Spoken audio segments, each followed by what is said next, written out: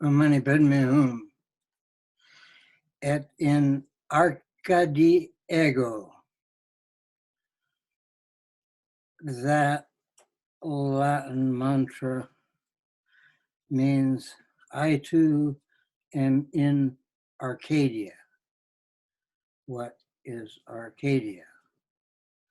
Well, it's a place in Greece, but it's a symbol of a land of rural simplicity and contentment.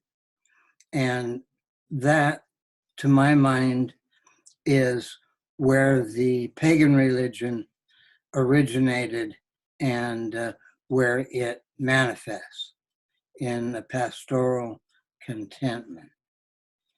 On the other hand, nature is a little bit unpredictable and has a difficult side as well as a beautiful side.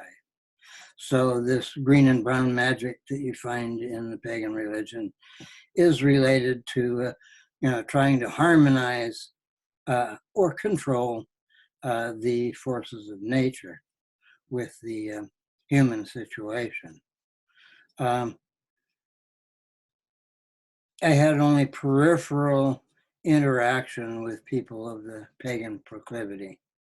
There was a magic shop downtown Olympia for a while.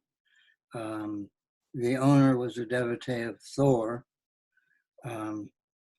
His partner was a very talented witch. I remember going in there one time, and she had some strange little machine going with a candle and some rotation. I forget exactly what the design was, but she was running an experiment, probably a very ancient one, and it was producing at least a psychological effect, of what is that thing? I remember hearing one time about the Novi Vej. That is Ri-mey for the new forest. And again, it's an aspiration to return to the simple beauties of earth as a natural field, a field of joy. That's at least how I can construe the deep part of the pagan sensibility. Paganos is Greek for countryside, so again, you have the rural connection.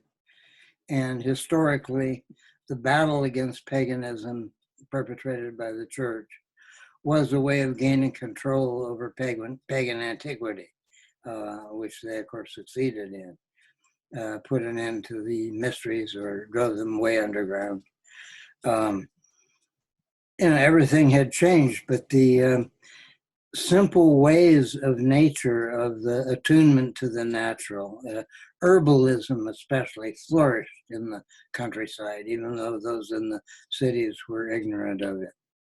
And again, a medieval crime,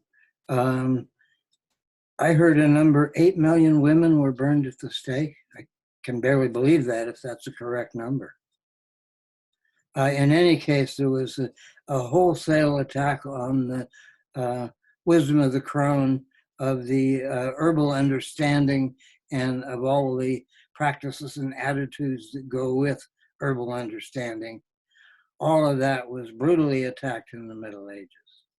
And like everything else that is attacked, remnants always survive. And now the understandings that the pagans had about the natural world and how to harmonize with it and how to deal with it have become very, very necessary, assuming that we can find a path for the human species that entails survival into the future. So I would say the value of the pagan proclivity is without question. I do note that the squabble with the Christians is a difficult nut to crack. And there could be more goodwill on both sides, I'll say that. This was one of those, shall we call it a contradiction, and look at the forces that are entwined in this misunderstanding?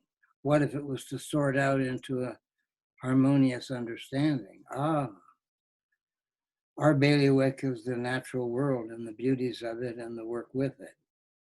And if our bailiwick is transcendent, if you could call it that, celestial rather than terrestrial, fine, then we have our bailiwick.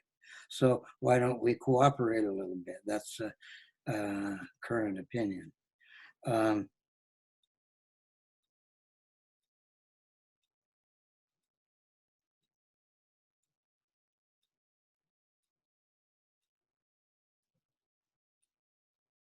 I should say that I have experimented with a few of the basic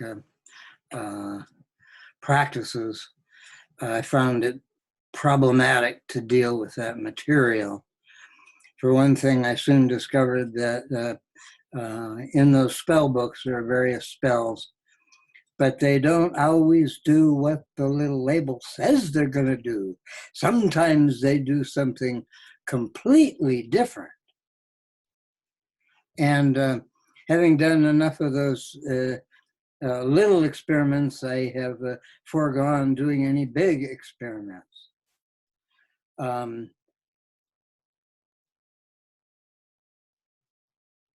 fact, I don't think I'll even say anything about big experiments since I basically know nothing about it.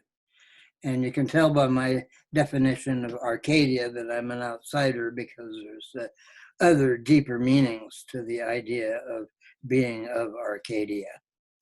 I sense that they're there, but I don't know what they are. In any case, again, hats off to pagan antiquity and to the modern pagans as well.